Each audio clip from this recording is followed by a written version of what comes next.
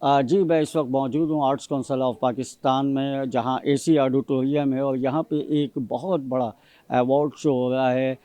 तुमसे है पाकिस्तान। तुमसे है पाकिस्तान जो है वो तकरीबन 6 साल से मुसलसल हो रहा है। मुख्तलिफ़ शोबाए ज़िंदगी से वाबस्ता लीजेंड शख्सियात को, नामवर शख्सियात को अवार्ड दिया जाता है।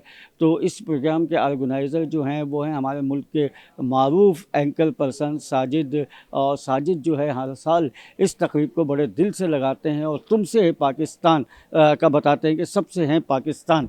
तो साजिद, बहुत शुक्रिया आसिफ भाई। आज आपने ये तकरीब हम्म, मुनक़िद की है, हम्म। ये कौन सी तकरीब है? छठी, पाँचवीं, कौन सा अवार्ड शो है ये? बहुत शुक्रिया पहले तो आसिफ शर्मिला साहब, ये सीज़न 4 है और पहली बार पाकिस्तान में किसी अवार्ड प्रोग्राम की इतनी बड़ी ये लॉन्चिंग हम करने जा रहे हैं, जो कि 15 जुलाई को ये ग्रैंड अवार्ड प्रोग्राम होगा, बिजनेस इकनॉमिक समिट।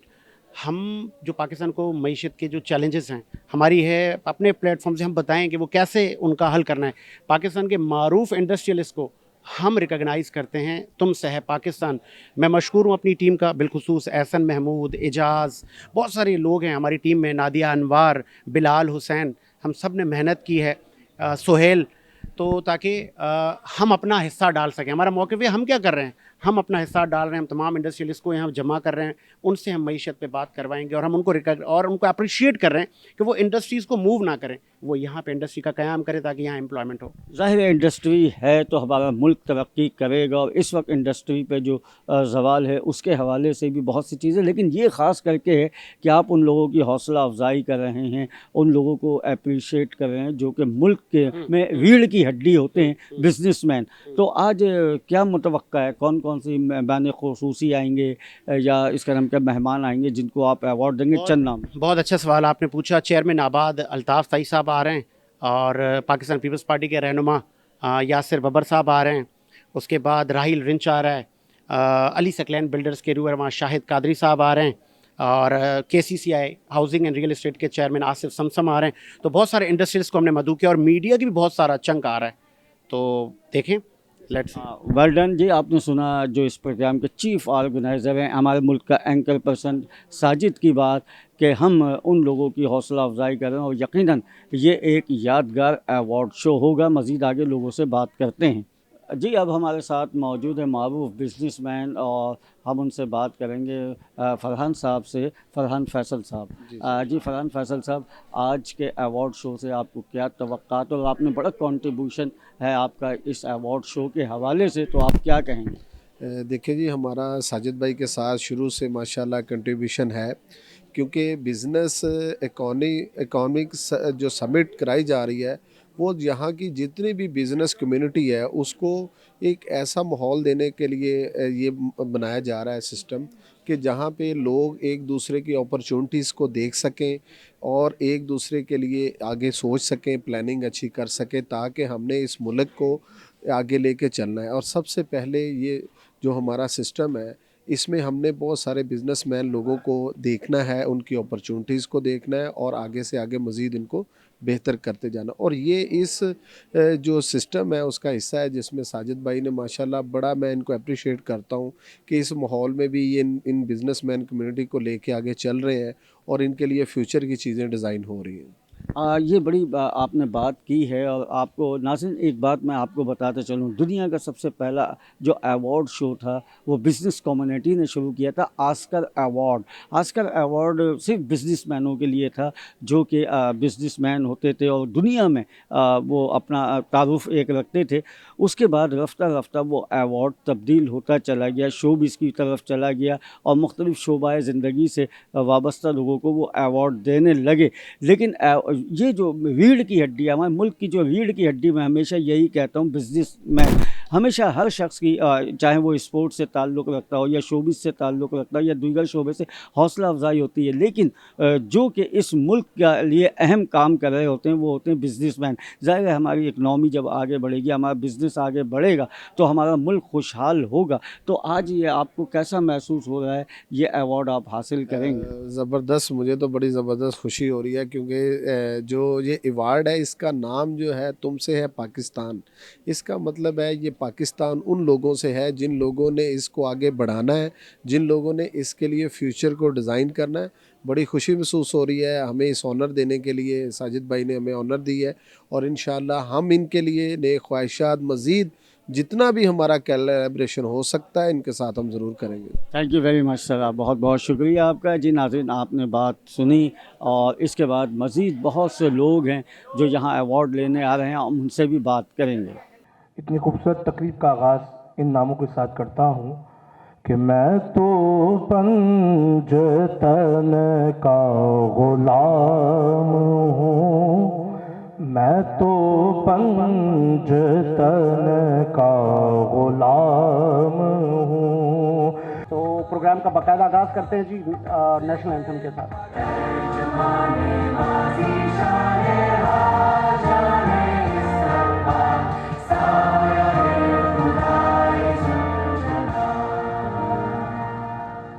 यासिर साहब, मैं चाहूँगा कि आप आएँ और बताएं कि ये हमारे जो मुआशी क्राइसिस हैं ये कैसे ख़त्म होंगे।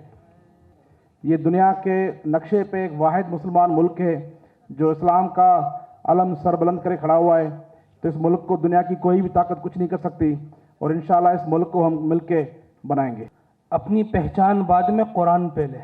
इन्नल्लाह ला युगय्यिरु मा बिकौमिन, अल्लाह किसी कौम की हालत को उस वक़्त तक नहीं बदलता हत्ता युगय्यिरु मा बिअनफुसिहिम, जब तक वो अपनी हालत को नहीं बदलते।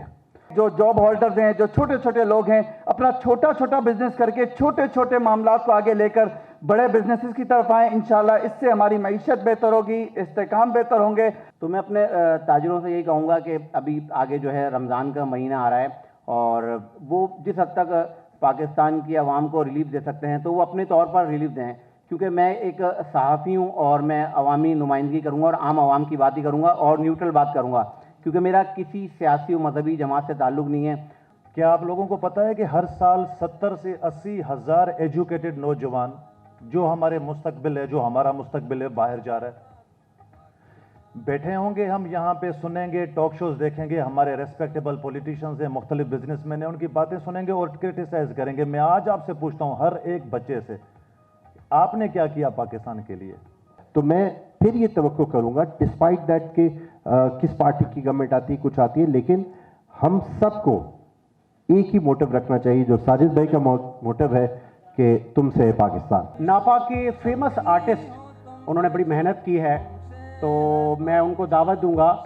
उमैर भुट्टो एंड टीम, आप बताएं कि आज के हालात में आप लोगों ने क्या तैयारी की है, क्या मैसेज देंगे बिजनेसमैन को, क्या मैसेज देंगे हमारे ऐवानों में बैठे लोगों को? उसका सिर्फ 15% पाकिस्तान प्रोड्यूस करता है, बाकी का बाहर से आता है 85%। अगर हम अपने ही सवाल को एक्सप्लोर करें, तेल निकल सकता है, घर घर से निकल सकता है। सही होता है, पाकिस्तान ने आज तक सर्च ही नहीं किया तेल के लिए। करो ना, मैं बताया रशिया ने 7 दफा सर्च किया, 7, लेकिन ये तो 5 है।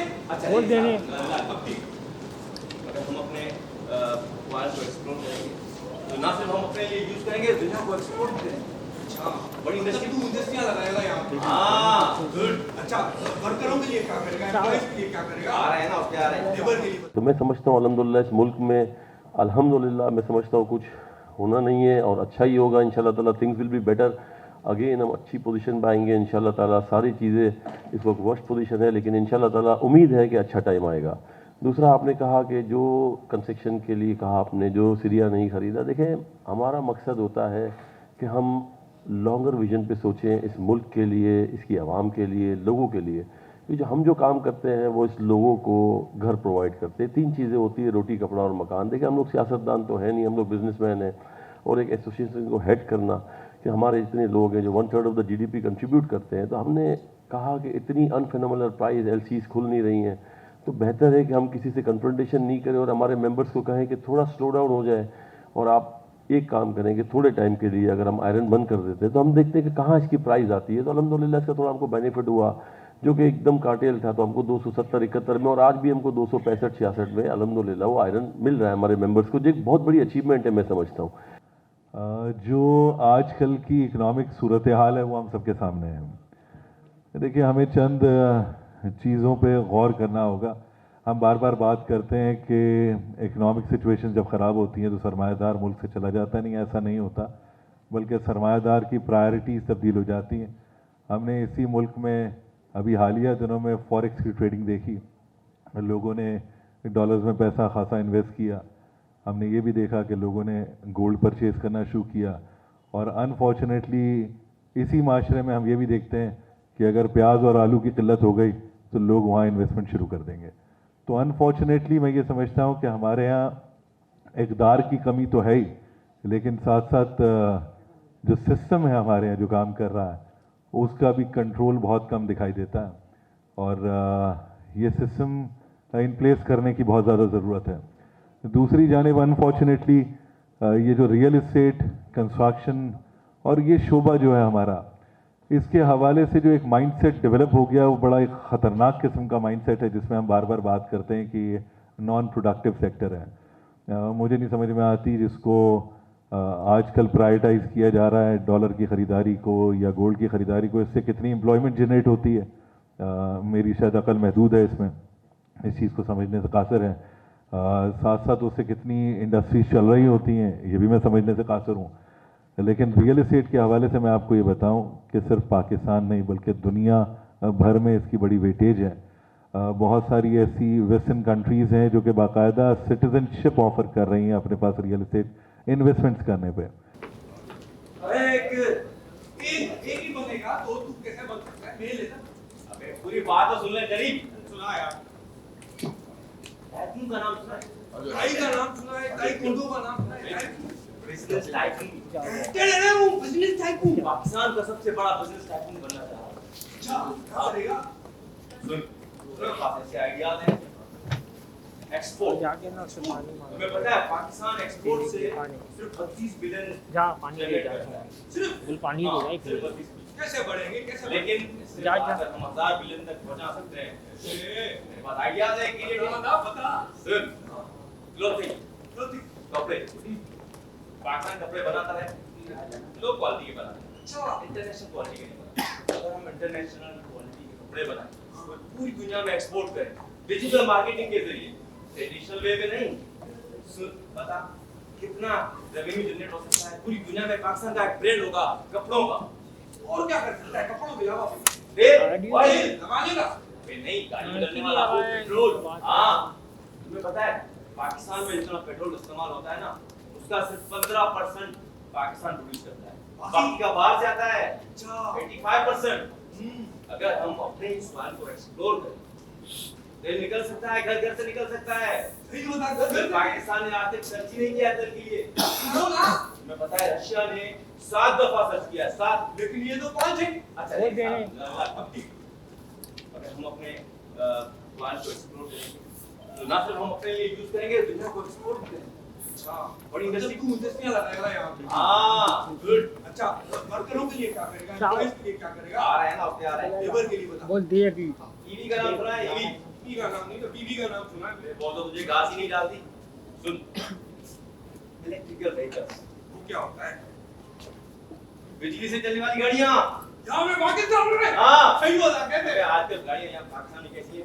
पेट्रोल से चलती है ना, कितना महंगा हो गया है। बहुत महंगा है। अगर हम बिजली से चलने वाली गाड़ियां बनाए तो बना जाएगा ना। हाँ, पाकिस्तान का ट्रेंड होगा गाड़ियों का, इलेक्ट्रिकल व्हीकल्स पाकिस्तान ईवी। वाह, क्या सोचा यार। और सुना तो क्या करना मजे गेट है बंदा। और सुन ले, सी फूड समुद्री। तुम्हें पता है पाकिस्तान के पास 1300 किलोमीटर तक समंदर है। अच्छा, हाँ यार, हम वो चाइना वाले ना हर चीज खाते हैं समंदर की। तो दे दे, वो सी फूड निकाल के एक्सपोर्ट करें, कितना रेवेन्यू जनरेट हो सकता है? सोच। आके यार कमाएंगे। ये ना, अब आके मैं ये सुन, एंटरटेनमेंट तेरा क्या काम? बिजनेसमैन है तू। बे शोबिस के एंड में क्या होता है? बिज का मतलब क्या? बिजनेस। वो क्या नाम है उसका यार, गधे वाली कौन सी फिल्म थी? वो डोंकी की। हाँ, डोंकी रेमो वाली। तुम्हें पता है चाइना में उसने 500 मिलियन कमाए। 500 डब करके की पापू। अच्छा, हाँ, लोग ले सकते। अगर हम एनिमेटेड फिल्म में इतना कमा सकते हैं तो रियलिस्टिक फिल्म में कितना कमाएंगे? कमर्शियल फिल्म में कितना कमाएंगे? बहुत सारा कमाएंगे। तुमने वैसे बहुत अच्छा समझा है। इसके लिए ये करना होगा, आज जो फिल्म मेकर्स है ना उन्हें सपोर्ट करना होगा। सही करेंगे। लोन सिस्टम लॉन्च करना होगा उनके लिए। करेंगे। तू मेरा सुनना, मैंने क्या सुना? क्या बता? मैंने सोचा है कि मैं ना पॉलिटिशियन बनूंगा सियासतदान। आ गया ना लालची इंसान। मैं नहीं हूँ लालची, सुन तो ले मैंने क्या सोचा है। मैंने सोचा है कि मैं बिल्कुल बदल दूंगा, हर चीज बदल दूंगा। कैसे? सियासतदान बनने के लिए सबसे पहली चीज क्या होनी चाहिए बता? जेब बड़ी। अबे नहीं, अच्छी तकरीर आनी चाहिए और वो मुझे आती है। मोटिवेशनल, इमोशनल, भड़कती हुई चीज बना हुआ है। और सबसे अहम चीज नारा। बनाया तुमने? नारे पानी पिला भाई को। बता दूंगा ना नारा भी यार। 11 साल पे। अबे सुन तो, मैं महंगाई खत्म कर दूंगा, घर बना दूंगा, लोगों को यहाँ से वहां पहुंचाने के काम करा दूंगा, मतलब बाहर भेजूंगा, बाहर कमा के आओ, पैसे लाओ यहाँ पे, मुल्क चलाना है हमें। ऊपर से फोन आ गया तो? ऊपर से कहाँ से? IMF।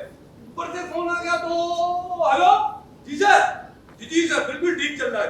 अच्छा सर, जी सर बढ़ानी है पेट्रोल की कीमत, सर अभी तो बढ़ाएंगे सर, वो सब में हाँ नहीं तो सर वही तो मैं कह रहा अपनी बात तो उसमें नहीं बढ़ा सकते। अब हम आपको रिलीफ देना है हमने सर, हमें मारेगी।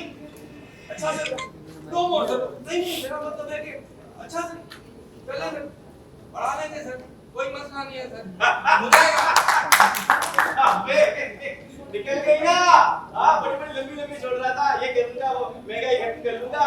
अवार्ड का सिलसिला भी जारी रखें और मैं नईम अवान साहब और इसरार साहब आपको भी कहूँगा कि आप स्टेज पे आए और अवार्ड के लिए वीनस एचडी के CEO फरहान साहब स्टेज पे प्लीज। तुम ही हो सबकी जान, तुमसे है पाकिस्तान, तुम ही हो सबकी जान।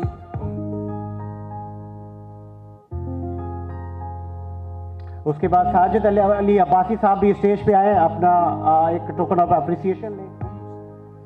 तुमसे है पाकिस्तान, सबकी हो तुम पहचान, तुमसे है पाकिस्तान। सैयद काशिफ शाह को मैं कहूँगा कि वो स्टेज पे आए और टोकन ऑफ अप्रिसिएशन लें। तुमसे है, तुम ही हो सबकी जान। बेसिकली जो भी हालात आजकल इकोनॉमिक कंडीशंस हैं पाकिस्तान की बहुत टफ़ हैं और ज़ाहिर है इसके लिए हम सबको मिलके काम करना है।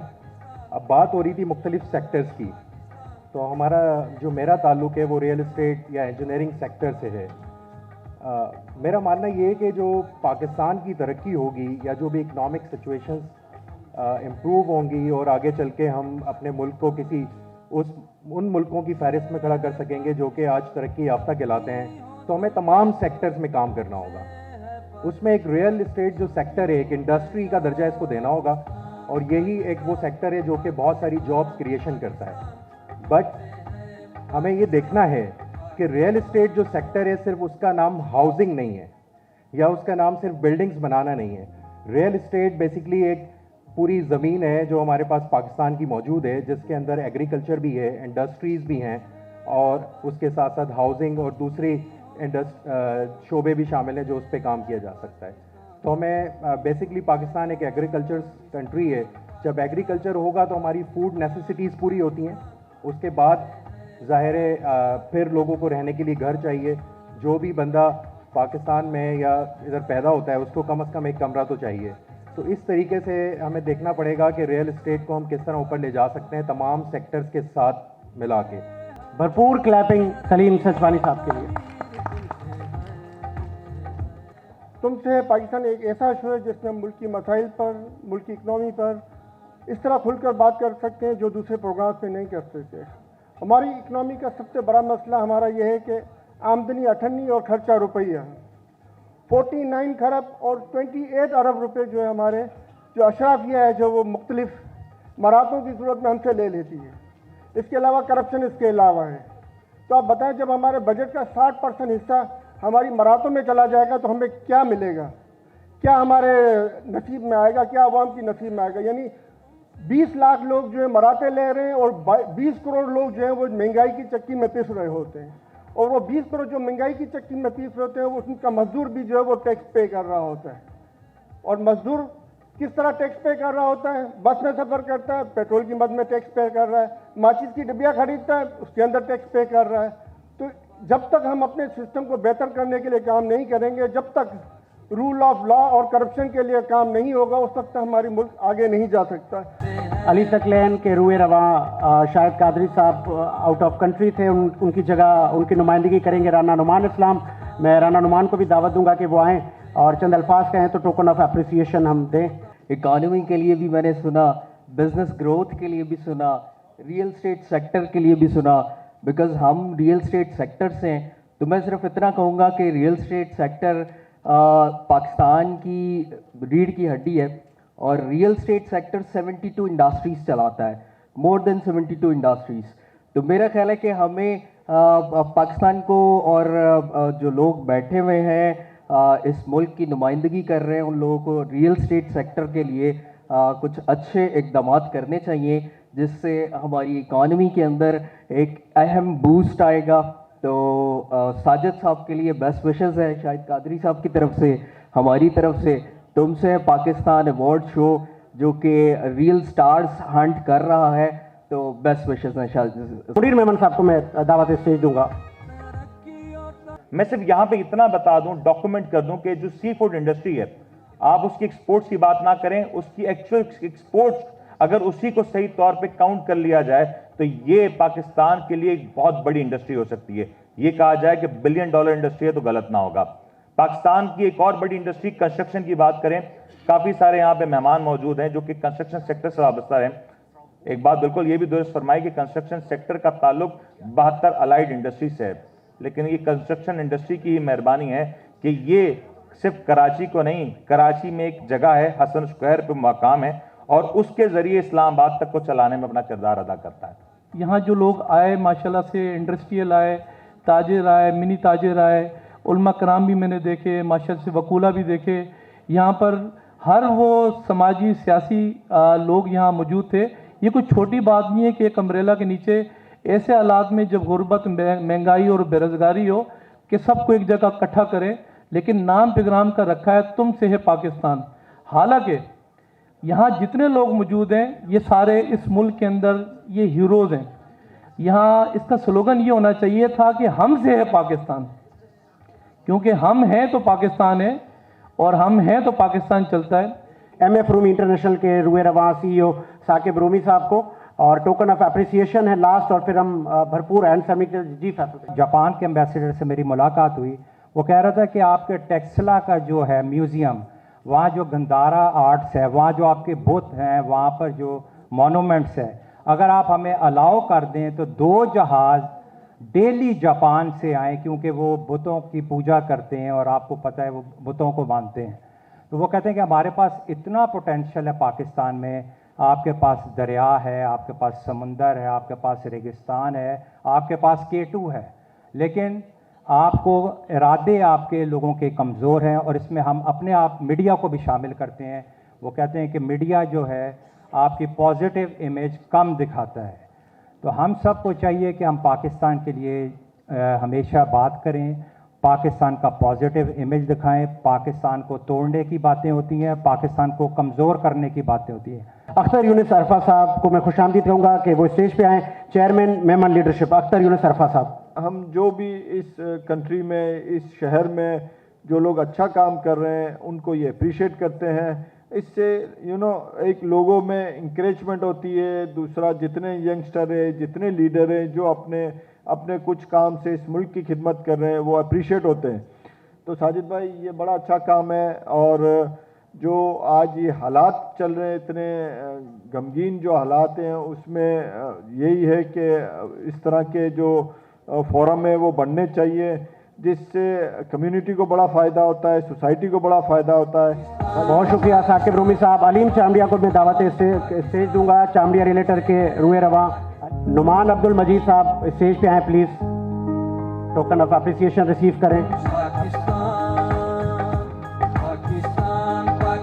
राना नुमान इस्लाम शाहिद कादरी साहब का टोकन ऑफ अप्रिसिएशन रिसीव करेंगे आबिद मजीद साहब से। जो भी करना पड़े, जैसा भी हो फिर अंजाम में